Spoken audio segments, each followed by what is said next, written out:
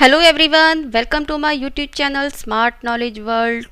Friends, मैं Pooja smart knowledge world पे आप सभी लोगों का स्वागत करती हूँ। और आज के वीडियो में जैसा कि मेरे पास स्टूडेंट्स की डिमांड है कि हमें प्रोग्रामिंग सीखनी है, सी प्रोग्रामिंग और सी प्लस प्लस के वीडियोस मैम बनाइए, तो उन्हीं की रिक्वेस्ट के अकॉर्डिंग मैंने सोचा कि क्यों ना मैं आप सभी के लिए कुछ वीडियोस बनाऊं जिससे कि आपको प्रोग्रामिंग इजी लगने लगे। क्योंकि सी और सी प्लस प्लस की प्रोग्रामिंग ज़्यादातर आप कंप्यूटर कोर्स करते हैं तो वहाँ पर आपको कहीं ना कहीं किसी सेमेस्टर में ये सीखने को मिलेगी।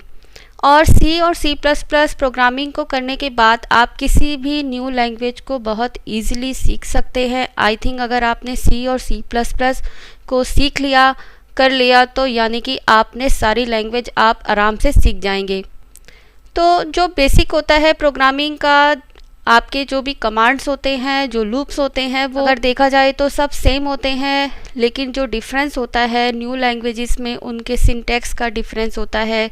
वहाँ पर जो सिंटैक्स है वो चेंज हो जाता है। लेकिन अगर देखा जाए तो अगर आप सी और सी प्लस प्लस को सीख लेते हैं, अगर आप कोई नई भी लैंग्वेज सीखना चाहते हैं तो आपको वहाँ पर बहुत ईजी हो जाएगा उस न्यू लैंग्वेज को सीखना। तो जो स्टूडेंट्स कोडिंग सीखना चाहते हैं, वो पर्सन्स जिन्हें कोडिंग में इंटरेस्ट है, मेरे वीडियोस उनके लिए बहुत ही हेल्पफुल होंगे और बहुत ही आपको इजी लगेगा। इन वीडियोस को देखकर प्रोग्रामिंग आप बड़े आराम से सीख जाएंगे। तो हम प्रोग्रामिंग बिल्कुल बिगनिंग से सीखेंगे। हम पहले सी के वीडियोस देखेंगे। मैं आपके लिए सी के वीडियोस बनाती रहूँगी और उसके बाद हम सी प्लस प्लस भी करेंगे। इन दोनों लैंग्वेजेस में क्या डिफरेंस है, कौन सी ऐसी चीज़ें हैं जो सेम होती हैं, कौन से लूप्स होते हैं, क्या डिसीजन मेकिंग्स होती हैं, कहाँ पे दोनों में डिफरेंस है लैंग्वेजेस के अंदर, तो वही सब हम वीडियोस के अंदर सीखते रहेंगे। लेकिन सीखने के लिए स्टूडेंट्स आपको हमारा चैनल सब्सक्राइब करना पड़ेगा। तो चलिए फ्रेंड्स, शुरू करते हैं हम अपना प्रोग्राम। तो आज के प्रोग्राम में मैंने आपको बताया था कि हम बिल्कुल स्टार्टिंग से जो है प्रोग्राम सीखेंगे। प्रोग्रामिंग को सीखने के लिए हम सबसे पहले जो बिल्कुल स्टार्टिंग जो ABC होता है, आज हम वहीं से शुरुआत करेंगे। तो उसके लिए आज मैं आपको printf का यूज़ बताऊंगी कि printf जो फंक्शन होता है, इनबिल्ट फंक्शन होता है सी के अंदर, उसको हम कैसे यूज़ करते हैं, उससे हम किस तरह से स्क्रीन पे प्रिंट कराते हैं और उसके साथ हम क्या क्या ऑप्शंस यूज़ कर सकते हैं। तो आज के प्रोग्राम मेरा उसी ऑप्शन पे बना हुआ है। जी हाँ, हम printf का यूज़ करना सीखेंगे। और हम printf को किस तरह से यूज़ करते हैं, क्या हेडर फाइल्स हम यूज़ करते हैं, तो वही आज का वीडियो मेरा उसी टॉपिक पर है। तो जल्दी से चैनल को सब्सक्राइब कर लीजिए। तो सबसे पहले आपको हैश इंक्लूड, जिसके अंदर आपको ये सिंटेक्स है हैश इंक्लूड, आपको हेडर फाइल इंक्लूड करना पड़ेगा stdio.h। हैश इंक्लूड एक स्टेटमेंट होता है जिसके साथ आप हेडर फाइल का नाम लिखते हैं कि आप कौन सी हेडर फाइल यूज़ करना चाह रहे हैं अपने प्रोग्राम के अंदर। तो आपने फाइल इंक्लूड किया स्टैंडर्ड इनपुट आउटपुट और .h, दैट मीन्स ये एक हेडर फाइल है। आप जो चीज़ें यूज़ करेंगे प्रोग्राम के अंदर, जो फंक्शन लगाएंगे, वो फंक्शंस इनपुट आउटपुट के इस हेडर फाइल में यूज़ होते हैं, तो आपको वो फाइल यूज़ करना पड़ेगा। उसके बाद आपने एक और फाइल इंक्लूड किया हैश इंक्लूड conio.h। कॉनियो का फुल फॉर्म हुआ कंसोल इनपुट आउटपुट। इसके अंदर आपका क्लियर स्क्रीन जैसे फंक्शन जो होते हैं हमारे प्रोग्राम के अंदर, वो इस हेडर फाइल में यूज़ होते हैं। अगर आप उस फंक्शन को यूज़ कर रहे हैं और आपने हेडर फाइल इंक्लूड नहीं किया तो आपका प्रोग्राम एरर कॉज करेगा। दैट्स वाई हमें यहाँ पर मस्ट हो जाता है कि हम इस फाइल को इंक्लूड करें।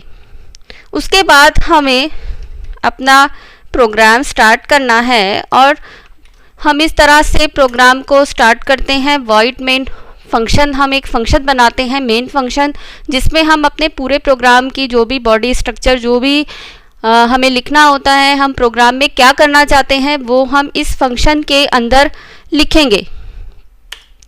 तो वॉइड मेन इस तरह से लिखा जाता है। मेन लिखने के बाद आप ये राउंड पैरेंथेसिस देख रहे हैं। इन राउंड पैरेंथेसिस का मीनिंग होता है कि हमने जो भी राउंड पैरेंथेसिस जिस नेम के साथ हमने ये लगाए, हमने अटैच किया राउंड पैरेंथेसिस को, वो नेम ही हमारा फंक्शन नेम है। जैसे कि यहाँ पे मेन हमारा फंक्शन का नाम है, और साथ में हमने जो वॉइड लिखा, वॉइड मतलब नथिंग, यानी कि ये फंक्शन हमारा कुछ भी रिटर्न नहीं करेगा। ये रिटर्न टाइप होता है फ्रेंड्स। हम कोई भी फंक्शन जब लिखते हैं, उसको डिफाइन करते हैं, तो हम उससे बिफोर उसका रिटर्न टाइप लिखते हैं। रिटर्न टाइप का मीनिंग होता है कि क्या इस फंक्शन से कोई वैल्यू रिटर्न होने वाली है किसी और फंक्शन के लिए। अगर आप किसी दूसरे फंक्शन को कोई वैल्यू रिटर्न नहीं कर रहे या आप कोई रिजल्ट रिटर्न नहीं करा रहे अपने मेन फंक्शन से, तो वहाँ पर आपको रिटर्न टाइप देना होगा वॉइड।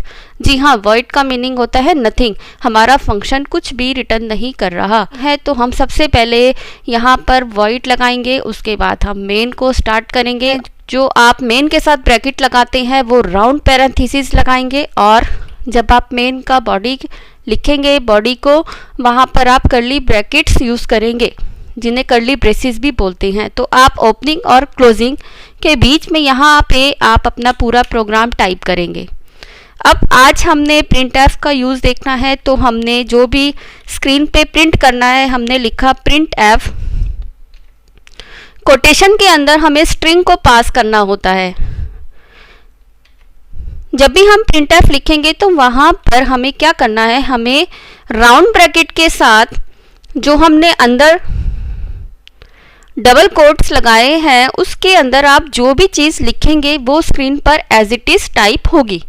आपको प्रिंट एफ हमेशा इस तरह से यूज़ करना है। आपको प्रिंट एफ लिखना है, राउंड ब्रैकेट ओपन करना है, देन आपको कोट्स लगाने हैं, और इन कोटेशन मार्क्स के अंदर, ये डबल कोटेशन मार्क हैं, आपको इनके अंदर जो भी आप लिखेंगे वो एज इट इज़ ही स्क्रीन पर प्रिंट हो जाएगा।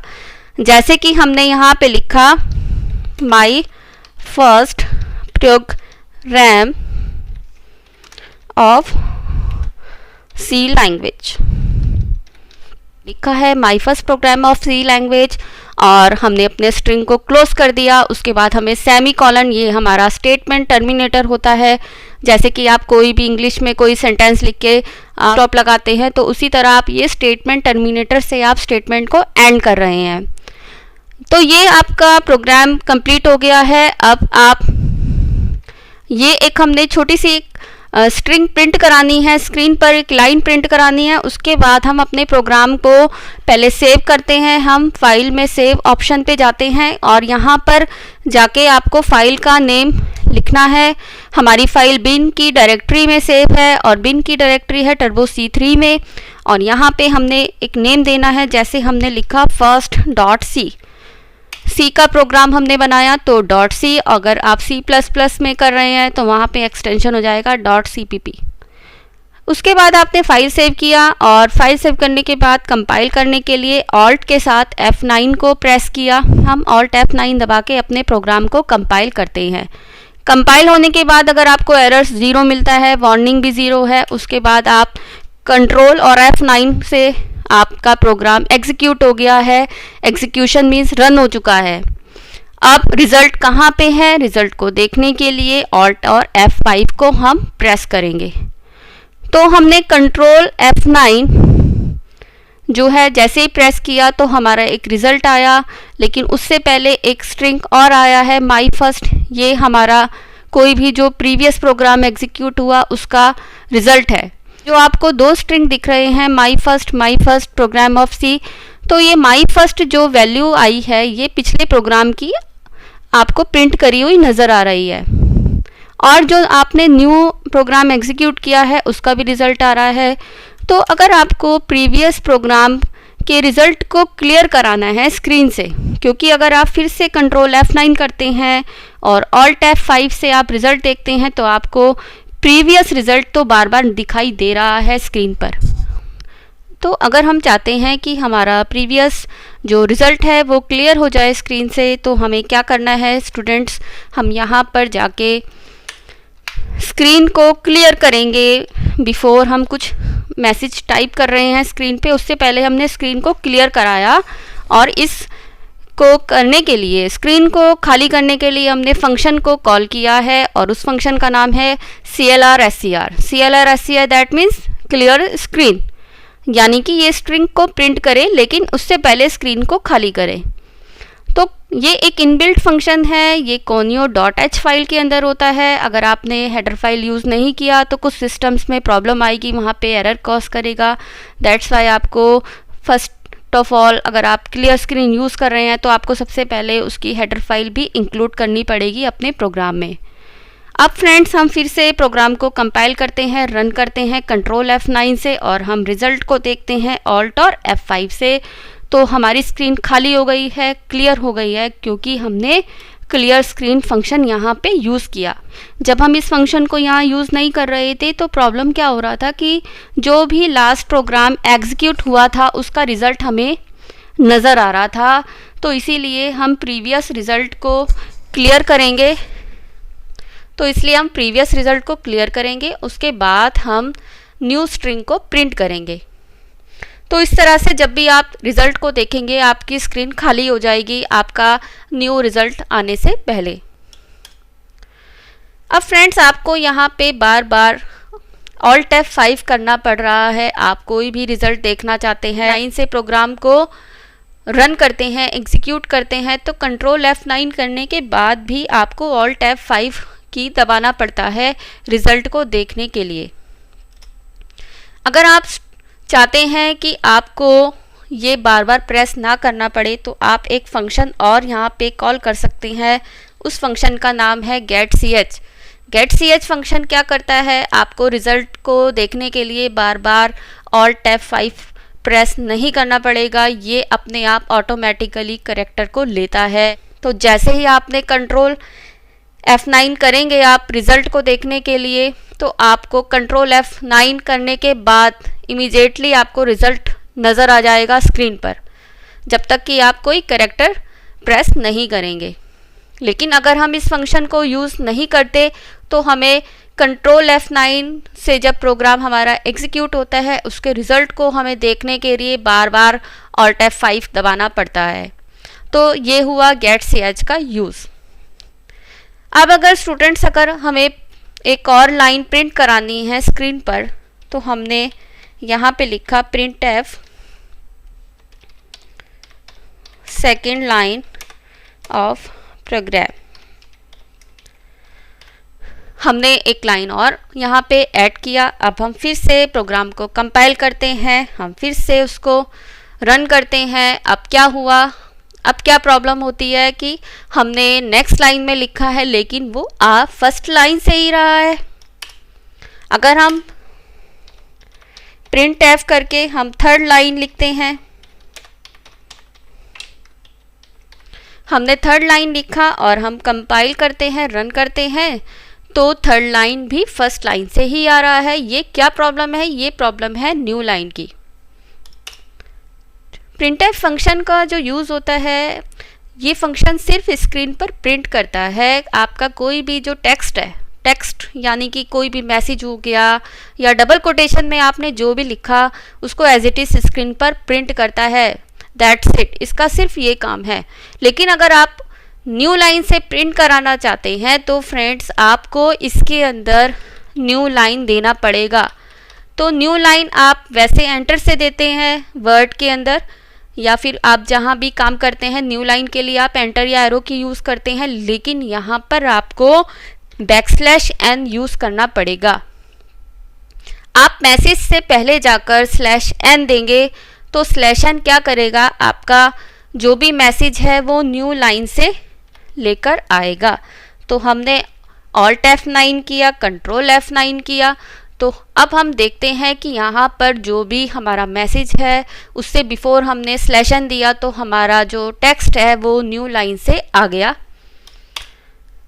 तो हमारी प्रॉब्लम सॉल्व हो गई। अगर हमें न्यू लाइन लेकर आना है तो आपको समझ आ गया होगा कि आपको \n को यूज़ करना है वहाँ पर जहाँ पे आपको न्यू लाइन रिक्वायर्ड है, चाहिए। और आप एक चीज़ ध्यान रखिए कि जो भी मैसेज आप लिखते हैं, आप मैसेज को लिखने से पहले \n लगाइए। \n को आप printf के कोटेशन के अंदर लिखेंगे, ना कि आप उसे बाहर लिखेंगे। अगर आप बाहर लिखते हैं तो प्रोग्राम में एरर आएगा। आपको \n कोटेशन के अंदर देना है। फिर एक चीज़ कि सी आपकी केस सेंसिटिव लैंग्वेज है। केस सेंसिटिव का मीनिंग हुआ कि जो भी कमांड आप लिख रहे हैं, जिस केस में लिखा जाता है लोअर केस में, अगर आपने उसको अपर केस में कर दिया, अगर आपने प्रिंट एफ में एक जगह पी कैपिटल में कर दिया, तो भी ये क्या होगा, एरर कॉज करेगा। क्योंकि जो हमारा सी लैंग्वेज है, C++ लैंग्वेज है, ये लैंग्वेजेस हमारी केस सेंसिटिव लैंग्वेजेस हैं। तो आपको केस सेंसिटिव का मीनिंग आई थिंक समझ आ गया होगा। केस सेंसिटिव का मीनिंग होता है कि अगर हमारी कोई कमांड लोअर केस में है तो हमें उसको एज इट इज़ लिखना होगा, हमें लोअर केस ही यूज़ करना है। हम अपनी मर्ज़ी से कहीं भी कैपिटल या लोअर केस यूज़ नहीं कर सकते कमांड्स के अंदर।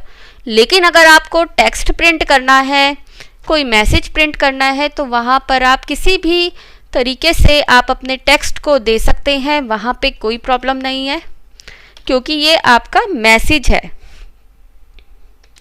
जैसे कि हमने यहाँ पर इसको चेंज किया, हमने टेक्स्ट को चेंज किया बिकॉज ये हमारा डबल कोटेशन में है, और डबल कोटेशन के अंदर आप किसी भी तरह से अपने मैसेज को दे सकते हैं, उससे कोई प्रॉब्लम नहीं है। सिर्फ आपको कमांड्स को ध्यान में रखकर उसी केस में, लोअर केस में ही टाइप करना है, अदरवाइज़ ये एरर कॉज करेगा। तो इस तरह से आप अपने मैसेज को जिस तरीके से आप देना चाहते हैं, आप जो भी फॉर्मेट देना चाहते हैं मैसेज के साथ, तो वो आप प्रिंट एफ में दीजिए। आपका मैसेज स्क्रीन पर उसी फॉर्मेट के साथ प्रिंट हो जाएगा। अगर आप स्टार देना चाहते हैं तो आप स्टार बना सकते हैं, लेकिन आपको डबल कोटेशन के अंदर ही वो फॉर्मेट आपको देना पड़ेगा। जैसे हमने यहाँ पे एस्टेरिक साइन लगाया, स्टार साइन, और अब हम अपने प्रोग्राम को रन करते हैं तो हमें वैसे ही देखने को मिलता है। तो इस तरह से आप फॉर्मेट को दे सकते हैं। और एक चीज़, अगर आप चाहते हैं कि हमें गैप ज़्यादा देना है फर्स्ट लाइन के बाद, तो आप यहाँ पर जितने \n लगाएंगे उतने न्यू लाइंस आपके ऐड हो जाएंगे। तो \n अगर हम यहाँ पे 3 बार देते हैं तो उतने स्पेस के बाद हमारा मैसेज स्क्रीन पर प्रिंट होगा।